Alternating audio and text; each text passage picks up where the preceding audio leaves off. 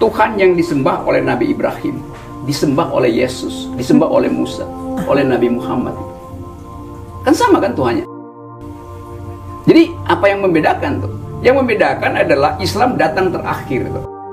Karena itu Islam menyimpulkan bahwa yang akan datang mengikuti yang terakhir tuh. Jadi finalnya di Quran, seluruh ayat itu. Tetapi simbolisasi tentang Tuhan, kita nggak bisa bilang, coba kita cek, Nabi Ibrahim bertuhan siapa tuh? Kan kita nggak bisa cek, kita mesti andaikan dia bertuhan seperti yang diterangkan oleh Quran. Yesus juga sama. Tapi orang lihat hal yang historis. Yesus itu kedudukannya Nabi atau Tuhan itu. Bagi orang Yahudi, Yesus bukan Tuhan. Bagi orang Kristen, Yesus adalah Tuhan. Tapi kemudian ketuhanan itu dipersoalkan. Mengapa ada konsep Trinitas? Silahkan lihat bagaimana perdebatan teologi awal abad ke-100 yang menyebabkan ada formulasi tentang Trinity itu. Kan itu debat teologisnya tuh. Saya baca semua itu tuh. Tapi saya tetap menganggap bahwa ya biarkan itu dikendalikan oleh akal manusia yang masih berkembang gitu.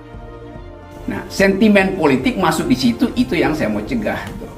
Kalau saya rumuskan secara filosofi begini. Agama menganggap hanya ada satu ada. Ada yang lain harus dinyatakan tiada. Jadi monoteisme bilang begitu, hanya ada satu ada. Oke, nggak apa-apa, nggak ada soal itu. Tapi bayangin kalau kalimatnya bunyinya begini, hanya boleh ada satu ada, maka ada yang lain harus dilarang ada. Itu menimbulkan problem politik. Kalau kita bisa hanya ada satu ada, oke. Ketauhidan itu muncul dari prinsip itu.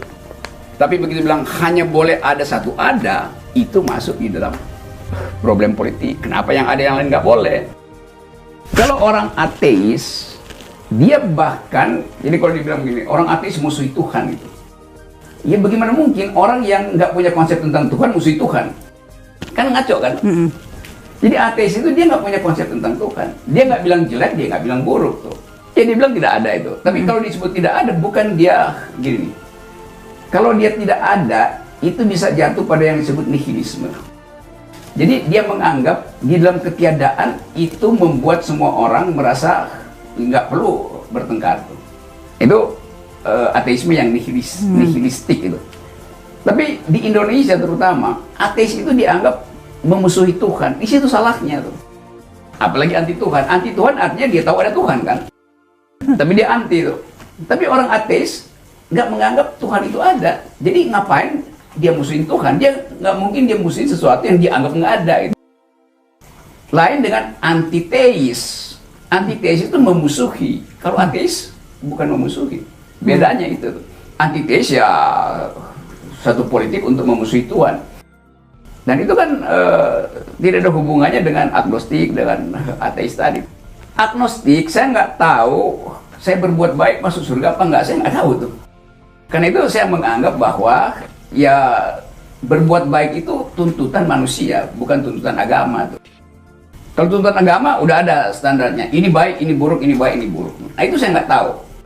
Jadi misterinya di situ. Orang agnostik itu menghormati kebaikan, bahkan berbuat baik sebanyak mungkin justru karena dia nggak tahu surga ada apa enggak. Tapi atas dasar etika humanisme, maka dia berbuat baik aja kan. Karena dia mesti anggap bahwa saya belum tahu. Kalau dia bilang dia udah tahu, ya dia udah jadi orang percaya Tuhan aja kan, nggak ada problem lagi.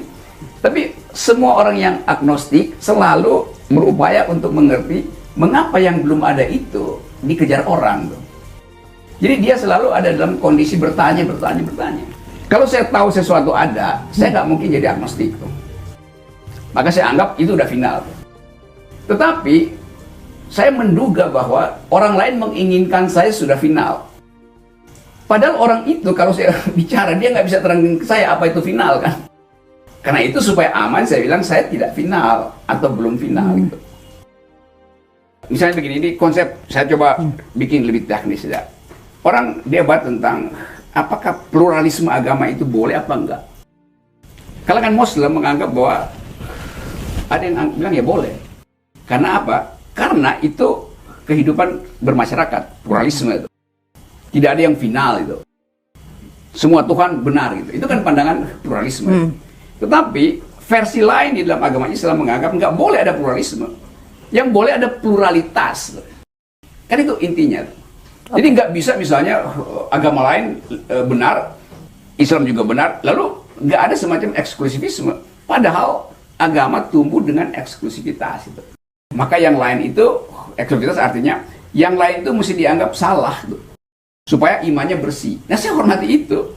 Nah, yang ngaco adalah kalau begitu orang masuk di dalam perdebatan politik, doktrin itu juga dibawa, nggak bisa. Di dalam masyarakat demokratis berlakulah prinsip pluralisme itu. Pluralitas itu fakta sejarah bahwa ada pluralitas. Tapi menyebut pluralisme artinya jangan klaim kebenaran.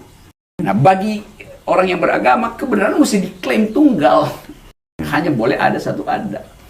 Ya, karena itu saya ingin bedakan itu. Tapi kan orang ingin dapat kelegaan. Mau tahu poin saya apa gitu. Waktu saya bilang poin saya ada 3 tuh. Tergantung konteksnya apa. Orang bilang kok Anda nggak konsekuen. Lucu konsekuen karena saya bedakan wilayah sakral, wilayah profan, dan wilayah sosiologis.